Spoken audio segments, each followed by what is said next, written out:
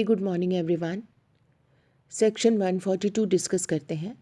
Section 142 ये कहता है कि ऐसी गारंटी जो मिस रिप्रेजेंटेशन से ली गई हो, दुर्व्यपदेशन से ली गई हो, वो इनवैलिड होगी। जब कभी आप श्योरिटी को गारंटर बनाते हो तो उसके सामने सभी फैक्ट्स को सही सही रखना ज़रूरी होता है।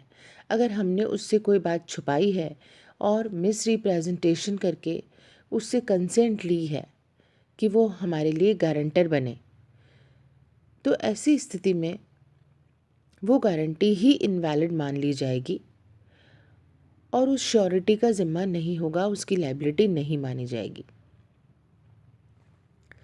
जो गारंटर यहाँ पे बन रहा है, जो प्रतिभू बन रहा है, उससे अगर कोई बात छुपाई गई है और गारंटर बनने के लिए हम उसकी सम्मति ले रहे हैं और ये मिस रिप्रेजेंटेशन क्रेडिटर कर रहा है या क्रेडिटर की कंसेंट से और नॉलेज से किया जा रहा है, यानी क्रेडिटर इस बात को जानता है कि प्रतिभू यानी गारंटर से कोई बात छुपाई गई है या कोई फॉल्स स्टेटमेंट दिया गया है और उससे कंसेंट ली जा रही है, क्योंकि अगर उसे ट्रू फैक्ट्स का पता होता तो वो गारंटी देने को तैयार नहीं होता।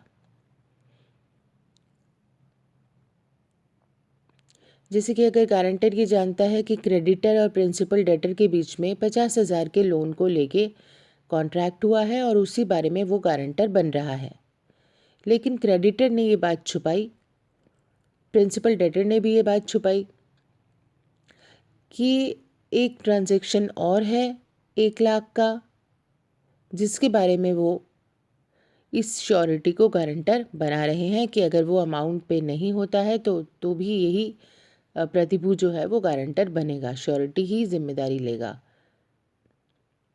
ये बात कॉन्ट्रैक्ट में मेंशन की गई है। प्रिंसिपल डेटर और क्रेडिटर ने ये डिसाइड किया कि ये गारंटर की लायबिलिटी हम प्रीवियस ट्रांजैक्शन के लिए भी रखेंगे जिसके बारे में श्योरिटी को पता नहीं है। तो ये जो बात थी, मटेरियल पार्ट था ट्रांजैक्शन का, इम्पॉर्टेंट पार्ट था और हमने प्रतिभू को नहीं बताया और श्योरिटी जो है उसे तो ये पता है कि अभी के ट्रांजैक्शन 50,000 के लिए वो लायबल है, लेकिन उसके ऊपर प्रीवियस लायबिलिटी भी इम्पोज की जा रही है बिना उसकी कंसेंट के। तो ये पूरी गारंटी का जो कॉन्ट्रैक्ट हो गया 50,000 का, प्रीवियस 1 लाख तो होंगे ही नहीं, अभी जो 50,000 के लिए गारंटी ली गई वो भी इनवैलिड हो जाएगी। ध्यान रखिएगा, अगर हमसे पूछा जाता है कि अगर ऑब्जेक्ट इलीगल है, स्टूडेंट्स इस क्वेश्चन का आंसर अटेम्प्ट जब करते हैं तो मिस्टेक कर देते हैं, बिकॉज आप इसको सेक्शन 23 से रिलेट कर देते हो। गारंटी इनवैलिड कब मानी जाती है? गारंटी इनवैलिड इलीगल हो ये ज़रूरी नहीं है, अवैध हो धारा 23 के अनुसार ये ज़रूरी नहीं होता। इनवैलिड ये तब मानी जाती है जबकि श्योरिटी की कंसेंट फ्री नहीं है, वो मिस रिप्रेजेंटेशन से ली गई है। सेक्शन 143 भी हमें ये बताता है कि गारंटी कब इनवैलिड होगी। यहाँ बताया गया कि अगर कोई भी गारंटी मटेरियल फैक्ट्स के बारे में साइलेंट रहकर, यानी चुप रहकर, मौन रहकर कुछ मटेरियल फैक्ट्स को छुपाया गया है, concealment of the material fact किया गया है, तो इसकी वजह से कंसेंट अगर ली गई है तो ये इनवैलिड गारंटी कही जाएगी। आपने पहले भी पढ़ा है कि एक्ट और ओमिशन दोनों ही इस कैटेगरी में आएंगे। जैसे कि अगर हमने पढ़ा था सेक्शन 17 में, 18 में, कि अगर कोई व्यक्ति कोई एक्ट करके फ्रॉड कर रहा है या ओमिशन करके फ्रॉड कर रहा है, साइलेंट रह के फ्रॉड कर रहा है, तो ये सर्कमस्टांसेस भी उसे लायबल बना देती हैं। तो अगर आप कोई बात झूठ बोल रहे हो, फॉल्स स्टेटमेंट दे रहे हो, तो आपकी लायबिलिटी है। प्लस जहाँ आपका बोलना ज़रूरी था वहाँ पर आप साइलेंट रहे हो तो भी ये फ्रॉड माना जाएगा, अगर कि मटेरियल बात थी और बताना ज़रूरी था। Every time silence is not equivalent to fraud, वो वहाँ पे फ्रॉड है जबकि आपका बताया जाना ज़रूरी था। जैसे कि हम यहाँ इलस्ट्रेशन को देखते हैं, ये इलस्ट्रेशन बी इसी सेक्शन का जो हमें बताता है कि ए गारंटी दे रहा है सी को कि सी जो भी गुड्स सप्लाई करेगा बी को 2000 टन तक का, उस अमाउंट के लिए ए गारंटर बन रहा है। सी जो भी गुड्स बी को सप्लाई करेगा उसके लिए गारंटी दे रहा है ए कि वो पेमेंट करेगा अगर कि बी डिफ़ॉल्टर हो गया।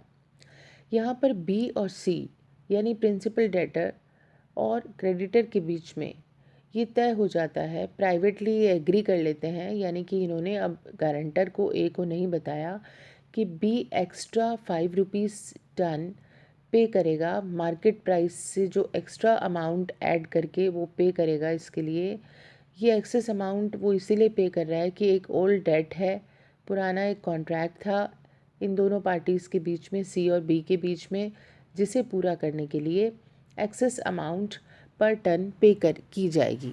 अब ये कंसीलमेंट किया गया, ये मटेरियल फैक्ट था कि पुराने लोन को चुकाने के लिए भी यहाँ पे ये पर टन प्राइस में एक्सेस अमाउंट पे करेगा। तो यानी कि अब ये बात आपको क्या करनी चाहिए थी, प्रतिभू को बतानी ज़रूरी थी, क्योंकि हम उसको लायबल बना रहे हैं अमाउंट को पे करने के लिए। उसे नहीं बताया गया, ये बात कंसील की गई, तो यहाँ पर ए लायबल नहीं होगा एज ए श्योरिटी, क्योंकि ये गारंटी कैसी हो गई है, इनवैलिड। हमें ध्यान रखना है, हमसे अगर पूछा जाता है सवाल कि गारंटी कब इनवैलिड हो जाती है, तो सेक्शन 142 और 143 दो सर्कमस्टांसेस आपको यहाँ बतानी है जहाँ पर कि गारंटी इनवैलिड हो जाएगी। सेक्शन 143 का इलस्ट्रेशन ए डिस्कस करते हैं। यहाँ ए ने बी को क्लर्क के तौर पर अपॉइंट किया to collect money for him. A के लिए मनी कलेक्ट करने का काम बी को सौंपा गया, लेकिन बी अपने काम को पूरा नहीं कर पाता है। बी अपने काम को करने में फेलियर हो गया है।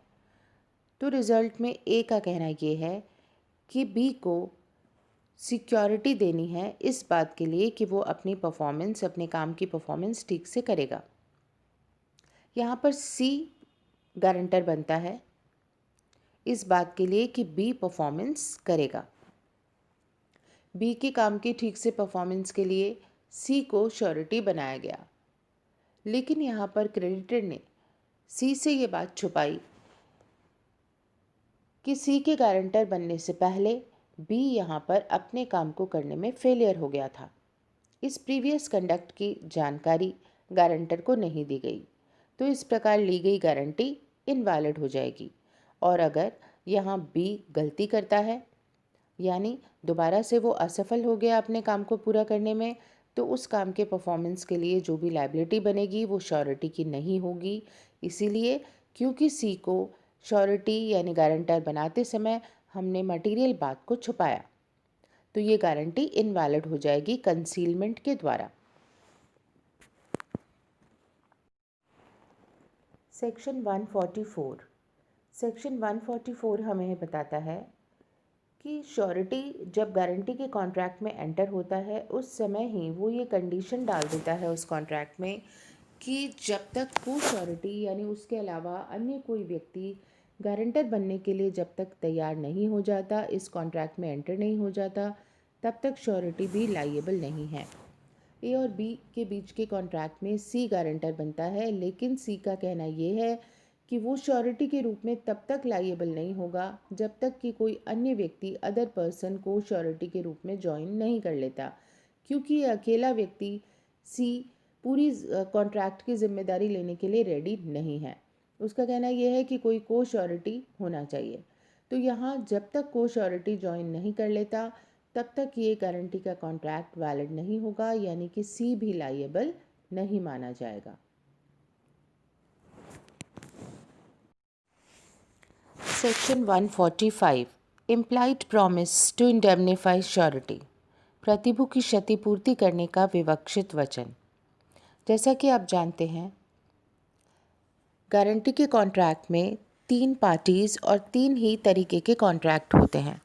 एक कॉन्ट्रैक्ट होता है प्रिंसिपल डेटर और क्रेडिटर के बीच, मेन कॉन्ट्रैक्ट जो लोन का या कॉन्ट्रैक्ट में परफॉर्मेंस का किया गया है। दूसरा कॉन्ट्रैक्ट किसके बीच में होता है, श्योरिटी और क्रेडिटर के बीच में होता है। श्योरिटी यानी गारंटर क्रेडिटर को गारंटी देता है कि वो जिम्मेदारी पूरी करेगा अगर कि प्रिंसिपल डेटर डिफ़ॉल्टर हो जाता है। तीसरा कॉन्ट्रैक्ट होता है मूल ऋणी यानी प्रिंसिपल डेटर और श्योरिटी के बीच में। ये कॉन्ट्रैक्ट विवक्षित इम्प्लाइड कॉन्ट्रैक्ट होता है कि जो भी भुगतान प्रतिभू ने किया है उस भुगतान को वो किससे रिकवर करेगा, प्रिंसिपल डेटर से रिकवर कर सकता है। सपोज़ अगर लोन था, जो 2 लाख रुपए का लोन था जो कि प्रिंसिपल डेटर को चुकाना था, लेकिन उसने पे नहीं किया, तो किसने पे किया, श्योरिटी ने पे किया है क्रेडिटर को। अब यहाँ पर इस रकम को श्योरिटी किससे रिकवर कर सकता है, प्रिंसिपल डेटर से रिकवर कर सकता है, क्योंकि उसने गारंटी जो दी थी क्रेडिटर को अमाउंट पे करने की जिम्मेदारी ली थी वो तो पूरी कर दी गई है, लेकिन श्योरिटी तो केवल गारंटर की भूमिका में है। उसको आप पूरी तरह से पेमेंट करने के लिए लायबल कैसे कर सकते हो, क्योंकि पेमेंट करने की जो प्राइमरी लायबिलिटी है वो तो किसकी है, प्रिंसिपल डेटर की है। तो यहाँ पर प्रतिभू यानी गारंटर प्रिंसिपल डेटर से उस रकम को वसूल कर सकता है जो भी अमाउंट उसने क्रेडिटर को दिया है या उसे कोई नुकसान हुआ है।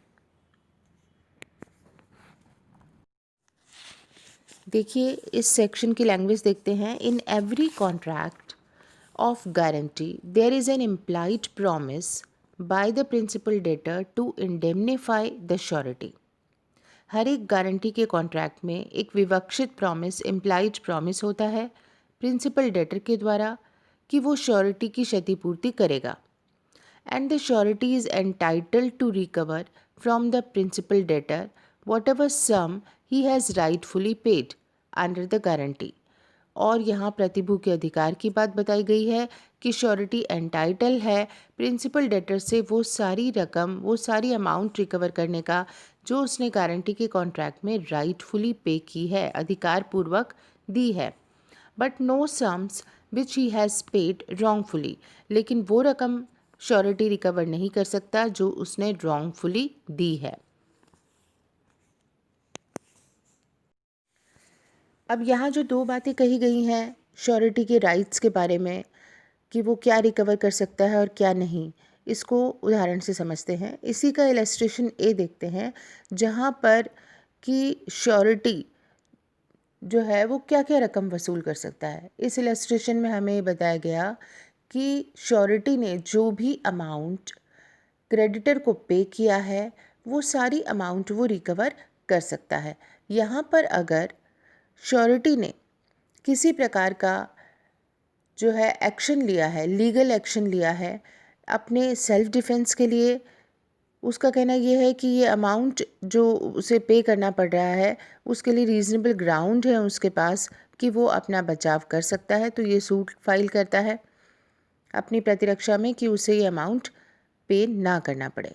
लेकिन उसके बावजूद भी वो असफल हो जाता है और यहाँ पर श्योरिटी को उस रकम को देना होता है। प्रिंसिपल जो अमाउंट था डेट का वो भी पे करना होता है और वाद का खर्चा अलग हो गया। लेकिन यहाँ पर जो वाद किया गया अपनी प्रतिरक्षा में, जो सूट फाइल किया गया है, किसने सूट फाइल किया था, श्योरिटी ने। तो यहाँ डिफेंस में जो सूट फाइल किया गया उसके जितने भी एक्सपेंडिचर थे, उसका जो खर्चा था वो भी रिकवर कर सकता है वो प्रिंसिपल डेटर से, क्योंकि यहाँ पर रीजनेबल ग्राउंड थे सूट फाइल करने के लिए।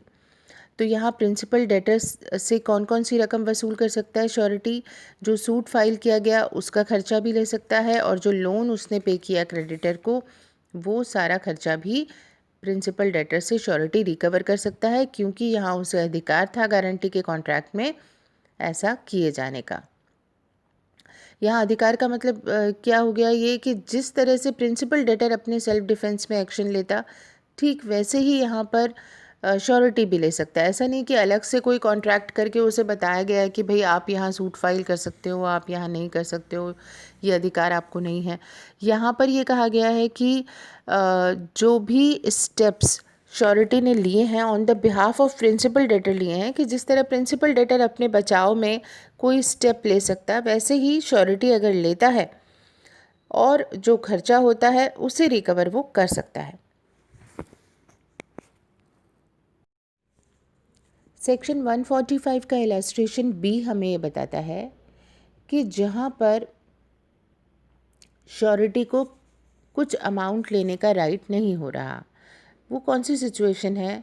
यहाँ बताया गया कि ए जो कि यहाँ पर इस क्वेश्चन में श्योरिटी बना है, तो ये सूट फाइल कर रहा है अपने सेल्फ डिफेंस के लिए कि उसे अमाउंट पे करना ना पड़े क्रेडिटर को। तो ये जो सूट फाइल कर रहा है सेल्फ डिफेंस के लिए, इसके पास कोई रीजनेबल ग्राउंड ही नहीं था कि वो अपने डिफेंस में सूट फाइल करता, क्योंकि यहाँ पर ये व्यक्ति को अमाउंट पे करना था ही। यहाँ कोई रीजनेबल ग्राउंड नहीं था कि वो सूट फाइल करता अपनी प्रतिरक्षा में, तो ऐसे रीजनेबल ग्राउंड नहीं होने की वजह से वो अनसक्सेसफुल हुआ ही।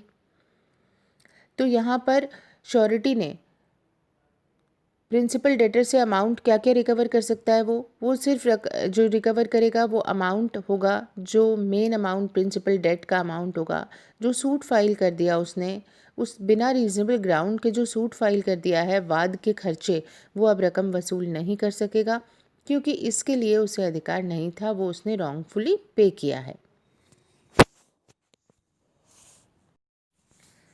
इसी सेक्शन का इलस्ट्रेशन सी देखते हैं कि जहाँ गारंटर ने ये गारंटी दी है कि प्रिंसिपल डेटर को 2,000 रुपये तक के जो गुड्स सप्लाई किए जाएंगे, उसका अगर प्रिंसिपल डेटर भुगतान नहीं करेगा तो श्योरिटी करेगा। अब यहाँ पर प्रिंसिपल डेटर को क्रेडिटर ने जो गुड्स डिलीवर किए हैं वो 2,000 रुपये से कम के हैं। सपोज़ 1,500 के यहाँ पर गुड्स जो हैं वो डिलीवर हुए हैं। क्रेडिटर ने प्रिंसिपल डेटर को 1,500 के गुड्स डिलीवर किए हैं। श्योरिटी ने कहा था कि 2,000 रुपये तक की अमाउंट के लिए वो जिम्मेदारी ले रहा है। अब यहाँ पर श्योरिटी क्या कर रहा है? क्रेडिटर को 2,000 का अमाउंट पे कर देता है ना। उसने मैक्सिमम 2,000 तक का अमाउंट की गारंटी ली थी। अब ये 2,000 रुपये श्योरिटी क्या कर रहा है? क्रेडिटर को पे कर रहा है, क्योंकि प्रिंसिपल डेटर ने पे नहीं किए, जबकि 2,000 रुपये के तो गुड्स ही डिलीवर नहीं हुए थे, 1,500 के हुए थे। अब ये 2,000 रुपये श्योरिटी ने किसको दे दिए? क्रेडिटर को। अब श्योरिटी सेक्शन 145 में कह रहा है कि भाई मेरा अधिकार है, मैं रकम किससे वसूलूंगा? प्रिंसिपल डेटर से। तो वो प्रिंसिपल डेटर से 2,000 रुपये रिकवर करना चाहता है। यहाँ वो प्रिंसिपल डेटर से 2,000 रिकवर नहीं कर सकता, यहाँ 1,500 ही रिकवर कर सकता है, क्योंकि उसने 2,000 रुपये की रकम जो दे दी, 500 एक्सेस जो अमाउंट दे दिया, वो कैसे दे दिया? रॉन्गफुली पे कर दिया। तो रॉन्गफुली जो इसने पे कर दिया, उस अमाउंट को रिकवर नहीं कर पाएगा। सेक्शन 146 ये कहता है कि को श्योरिटीज़ की लायबिलिटी क्या होगी। यहाँ ये बताया गया है कि इक्वली लायबल होंगे को श्योरिटीज़ जहाँ की 2 या 2 से ज़्यादा लोग को श्योरिटीज़ के रूप में शामिल हैं सेम डेट या परफॉर्मेंस के लिए। उस सिचुएशन में उनकी लायबिलिटी इक्वली डिस्ट्रीब्यूट की जाएगी। इलस्ट्रेशन को पहले देख लेते हैं। इलस्ट्रेशन में कहा गया कि ए, बी और सी ये श्योरिटी हैं डी के लिए। 3,000 रुपये का अमाउंट जो कि डी ने ई को दिया है, उस अमाउंट को पे करने के लिए 3 को श्योरिटीज़ हैं। अब यहाँ पर डिफ़ॉल्टर हो जाता है ई यानी प्रिंसिपल डेटर, तो अमाउंट ये 3,000 तीनों में डिस्ट्रीब्यूट हो जाएगा। ये तीनों ए, बी और सी इक्वली 1,000 पे करने के लिए लायबल होंगे, तो कंट्रीब्यूशन इन तीनों में हो जाएगा। सेक्शन की लैंग्वेज देखते हैं। वेयर 2 और more persons are co sureties for the same debt और ड्यूटी, जहाँ 2 या 2 से ज़्यादा लोग सेम डेट और ड्यूटी के लिए एक ही ट्रांजैक्शन के लिए को श्योरिटीज़ बनते हैं। ईदर जॉइंटली और सेवरली, हो सकता है उसी कॉन्ट्रैक्ट में बन रहे हों, एक साथ तीनों को बनाया गया है, या अलग अलग कॉन्ट्रैक्ट किया गया है ए, बी या सी से।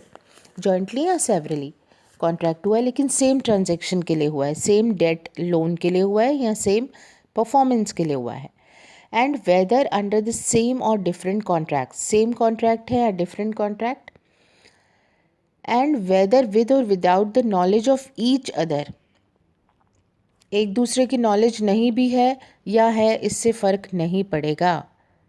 क्रेडिटर के पास कितने लोग हैं? 3 लोग हैं गारंटी देने के लिए। अब इन तीनों को हो सकता है एक दूसरे की जानकारी नहीं भी है कि इसी ट्रांजैक्शन के लिए, ए को जानकारी नहीं थी कि बी और सी भी को श्योरिटी हैं इसी ट्रांजैक्शन में, उससे फ़र्क नहीं पड़ेगा। अगर बी और सी को श्योरिटी हैं तो इनमें समान रूप से इक्वली लाइबिलिटी का डिस्ट्रीब्यूशन किया जाएगा। The co sureties are liable as between themselves. तो ये को श्योरिटीज़ लाइएबल हैं एक दूसरे के बीच में अमाउंट को डिस्ट्रीब्यूट करने के लिए, to pay each an equal share of whole debt or that part of it which remains unpaid by the principal debtor. तो जितनी राशि है उसका इक्वल, पूरे जो लोन है अगर वो पूरा लोन नहीं चुकाया प्रिंसिपल डेटर ने, जैसे इस इलस्ट्रेशन में 3,000 नहीं चुकाए, तो उस पूरे लोन को पे करने के लिए तीनों लोगों में इक्वली इस अमाउंट को बांटा गया, 1,000 तीनों में बांट दिए गए। और या फिर वो रकम जो अनपेड रह गई है, सपोज़ प्रिंसिपल डेटर ने 3,000 में से 1,500 तो पे कर दिए और 1,500 पे करने के बाद 1,500 की लाइबिलिटी रिमेनिंग है, तो ये रिमेनिंग जो ड्यूज़ हैं यानी 1,500, ये तीनों को श्योरिटीज़ में इक्वली 500 डिस्ट्रीब्यूट हो जाएंगे। अब यहाँ कहा गया in the absence of any contract to the contrary. हमने जो बात अभी सेक्शन 146 में पढ़ी that was the general principle, और साथ में इसने ये बताया कि अगर कोई कॉन्ट्रेरी कॉन्ट्रैक्ट हुआ है तो बात अलग हो जाएगी। यानी अगर कोई कॉन्ट्रेरी विपरीत संविदा नहीं की गई है तब तो ये जनरल प्रिंसिपल लागू होगा, लेकिन अगर किसी प्रकार का कोई कॉन्ट्रैक्ट कॉन्ट्रेरी किया गया है, विपरीत कोई संविदा की गई है जिसमें किसी व्यक्ति को लायबल नहीं माना गया या किन्हीं सर्कमस्टांसेस में माना गया है, तो फिर वो उस संविदा, जो विपरीत संविदा की गई है, कोई स्पेशल बात या कंडीशन लिखी गई है, उस कॉन्ट्रैक्ट की बातों को माना जाएगा। लेकिन अगर कोई कॉन्ट्ररी बात नहीं की गई, विपरीत बात नहीं की गई, तो ऐसी स्थिति में जनरल प्रिंसिपल लागू होगा। क्या लागू होगा कि सभी को श्योरिटीज़ इक्वली लायबल होंगे।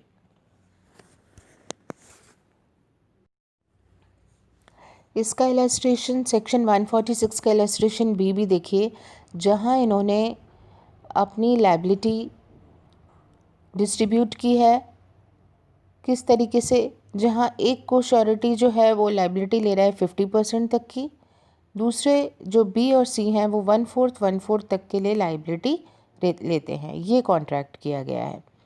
तो ऐसी स्थिति में अगर डिफ़ॉल्टर होता है प्रिंसिपल डेटर, तो उनके बीच में लायबिलिटी उसी अनुसार डिस्ट्रीब्यूट की जाएगी। यानी 50% लायबिलिटी किसकी हो गई, एक व्यक्ति की हो गई। 1,000 रुपीज़ के लॉस में 500 की लायबिलिटी एक व्यक्ति ले रहा है और 1/4 यानी 250 की लायबिलिटी बाकी दो को श्योरिटीज़ की आती है।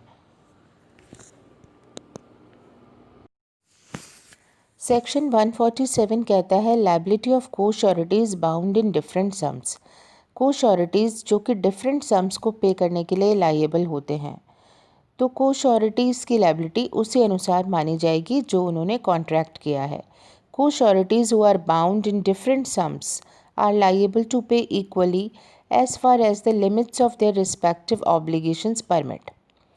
उन्होंने जितनी भी उनकी ऑब्लिगेशन की लिमिट है, उस लिमिट के अंदर ये को श्योरिटीज़ इक्वली लायबल होंगे। मतलब यहाँ पे को श्योरिटीज़ ने अपनी लायबिलिटी की एक लिमिट फिक्स कर रखी है और उस लिमिट के अंदर उनको ज़िम्मेदार होना है। ठीक है। अब लेकिन उस लिमिट में भी क्योंकि को श्योरिटीज़ हैं तो एक ही व्यक्ति की लायबिलिटी नहीं मानी जाएगी, सब लोगों में इक्वली उस अमाउंट को डिस्ट्रीब्यूट करना होगा, लेकिन उनकी लायबिलिटी की एक्सटेंट तक। इसे इलस्ट्रेशंस के थ्रू समझते हैं। इलस्ट्रेशन ए देखते हैं। यहाँ ए, बी और सी को श्योरिटीज़ हैं जो कि जिम्मेदारी अपनी ले रहे हैं, अपनी अपनी रिस्पेक्टिव इन्होंने जो लिमिट है वो बांध रखी है। ए कहता है कि 10,000 रुपये तक की जिम्मेदारी लेता है, बी 20,000 और सी 40,000। यहाँ पर प्रिंसिपल डेटर ने जो डिफ़ॉल्ट किया है वो किया है 30,000 का। अब ये 30,000 तीनों में बांटने हैं, तो यहाँ पर तीनों में 10,000 जो है वो डिस्ट्रीब्यूट हो जाएंगे। यहाँ मैक्सिमम लायबिलिटी ए की भी 10,000 है, कम नहीं आ रही है, 10,000 से बिलो नहीं है, मैक्सिमम लिमिट के अंदर ही उसकी लायबिलिटी भी आ रही है। इन तीनों में जो हिस्सा बांटा गया वो 10,000 का डिस्ट्रीब्यूशन हो जाएगा। तीनों ही को श्योरिटीज़ 10,000 के अमाउंट के लिए लायबल होंगे जो कि उनकी लिमिट के अंदर है। सेकेंड इलस्ट्रेशन देखते हैं, जहाँ पर कि को श्योरिटीज़ ये जो तीनों हैं उनकी लाइबिलिटी की मैक्सिमम जो एक्सटेंट है वो पिछले इलस्ट्रेशन के अकॉर्डिंग ही है, 10,000, 20,000, 40,000। यहाँ पर जो प्रिंसिपल डेटर गलती कर रहा है, डिफ़ॉल्ट कर रहा है, वो कर रहा है 40,000 के अमाउंट की। अब ये डिस्ट्रीब्यूशन कैसे होगा? तो सबसे पहले तो जब हम ए की लिमिट देखते हैं तो ये मैक्सिमम 10,000 तक की ही आती है, तो ए तो 10,000 से ज़्यादा की लायबिलिटी बेयर नहीं कर सकता, तो ए को जो है वो 10,000 के लिए लायबल माना जाएगा। अब जो रिमेनिंग हो गए 40 में से कितने 30 रिमेनिंग हो गए जो कि को श्योरिटीज़ को आपस में बांटने हैं, तो ये को श्योरिटीज़ कौन रह गए? बी और सी। तो बी का जो मैक्सिमम एक्सटेंट उसने डिसाइड किया 20,000 था और सी का 40,000। तो अब इन दोनों के बीच में ये 30,000 का अमाउंट डिस्ट्रीब्यूट हो जाएगा, यानी 15,000 इन दोनों को पे करने होंगे जो कि इनकी लायबिलिटी के अंदर ही आते हैं, इनकी लायबिलिटी की लिमिट के अंदर आते हैं। सेक्शन 147 का इलस्ट्रेशन सी देखते हैं। ए, बी और सी श्योरिटीज़ हैं और जो लिमिट है इनकी 10,000, 20,000, 40,000 इन्होंने डिसाइड की है।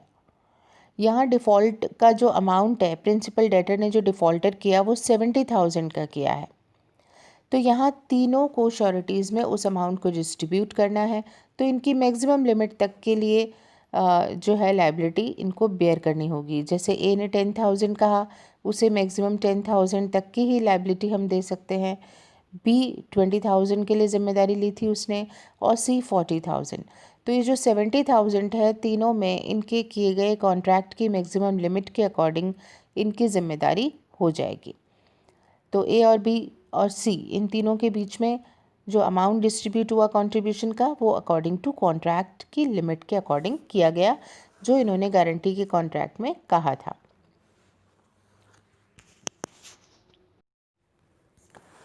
तो ये गारंटी का कॉन्ट्रैक्ट कंप्लीट होता है सेक्शन 147 के साथ। यहाँ हमने गारंटी, इंडैमनिटी और गारंटी के कॉन्ट्रैक्ट को डिस्कस किया। सेक्शन आपने देखा 124 से लेके 147, ये था चैप्टर नंबर 8 जिसमें आपने इंडैमनिटी और गारंटी दोनों ही कॉन्ट्रैक्ट के बारे में जाना। Thank you.